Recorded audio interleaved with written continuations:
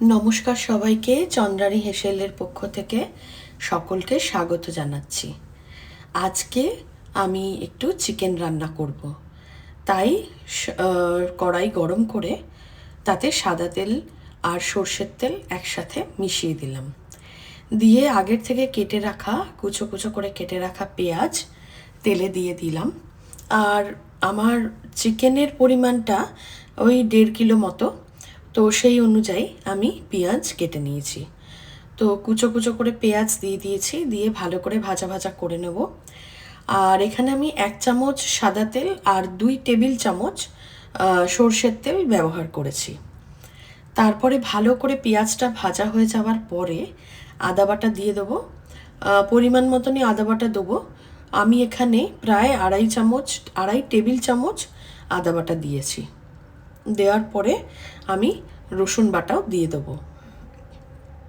রসুন বাটাও পরিমাণ মতন, পেঁয়াজের মাপও যেরকম মাংসের 1.5 কিলো মাংসের মতন নিয়েছি, তেমনি আদা বাটা আর রসুন বাটাও পরিমাণ মতনই নিতে হবে। নিয়ে ভালো করে মশলাটা ভাজা ভাজা করে নিতে হবে। তারপরে আমি দিয়ে দেব নুন।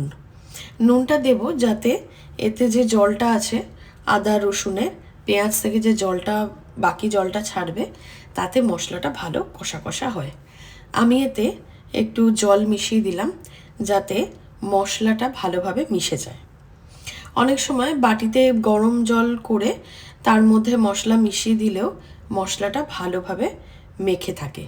তাতে কি হয়, এই যে মশলাটা করা হচ্ছে তাতে মিশে যায়। তারপরে দিলাম আমি ধনের গুঁড়ো। এইভাবে আমি মশলাগুলো একের পর এক দিতে থাকবো আর কষতে থাকবো, যাতে মাংসের যে প্রথম কষানিটা ভালো হয়। এরপর আমি দিয়ে দেবো লঙ্কার গুঁড়ো। লঙ্কার গুঁড়োটা আমি এখানে লাস্টে দিচ্ছি, তাতে কি হয়, কালারটা কালো হয়ে যায় না। আর আমি এই লঙ্কার গুঁড়োর সাথে একটু গোলমরিচ গুঁড়ো মিশিয়ে দিয়েছি।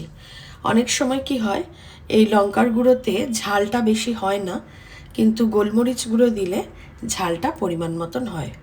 তো আমি মাংসগুলোকে ছোট ছোট করে টুকরো করে নিয়ে ভালো করে ধুয়ে নিয়েছিলাম। তারপরে আমি ওই মশলা কষানোতে মাংসগুলো একের পর এক দিতে থাকবো, দিয়ে ভালো করে কষে নেব। তো এর মাঝখানে বলে রাখি, সবাই লাইক, কমেন্ট আর সাবস্ক্রাইব করতে ভুলবেন না। বন্ধু এবং পরিবারের সাথে শেয়ার করতেও অবশ্যই ভুলবেন না। তো এইবার আমি মশলার সাথে মাংসগুলো দিয়ে একের পর এক মিশিয়ে দিলাম, যাতে সব মশলাটা মাংসের মধ্যে ঢুকে যায়। তারপর আমি পরিমাণ মতন জল দিয়ে দিলাম। এখানে আলু অপশনাল, কেউ আলু ভেজে দিতেও পারে আবার নাও পারে। তো আমি জল মিশিয়ে দিলাম যাতে মশলাটা ভালোভাবে কষা হয়ে যাওয়ার পরে মাংস ভালোভাবে সেদ্ধ হয়। তো এইভাবে আমি সব মিশিয়ে দিয়ে খুন্তি দিয়ে ভালো করে নাড়িয়ে দিয়ে চাপা দিয়ে কিছুক্ষণ রেখে দিলাম, যাতে মাংসটা ভালোভাবে সেদ্ধ হয়। আমার প্রায় 10 মিনিট থেকে 12 মিনিট পর্যন্ত আমি ঢাকা দিয়ে রেখেছিলাম, আর যে আঁচটা সেটা কম রেখেছিলাম। তারপর আমি ঢাকনা খুলে দেখি মাংস ভালোভাবেই সেদ্ধ হয়ে গেছে। তখন আমি গরম মশলার গুঁড়োটা মিশিয়ে দিলাম। এখানে গরম মশলা বাটাও দেওয়া যায়, তাতে গন্ধটা ভালো থাকে, তবে আজকে আমি গরম মশলার গুঁড়ো ব্যবহার করেছি।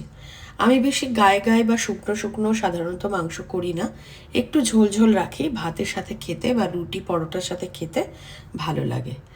ভালো লাগলে অবশ্যই কমেন্ট করবেন। Thank you for watching.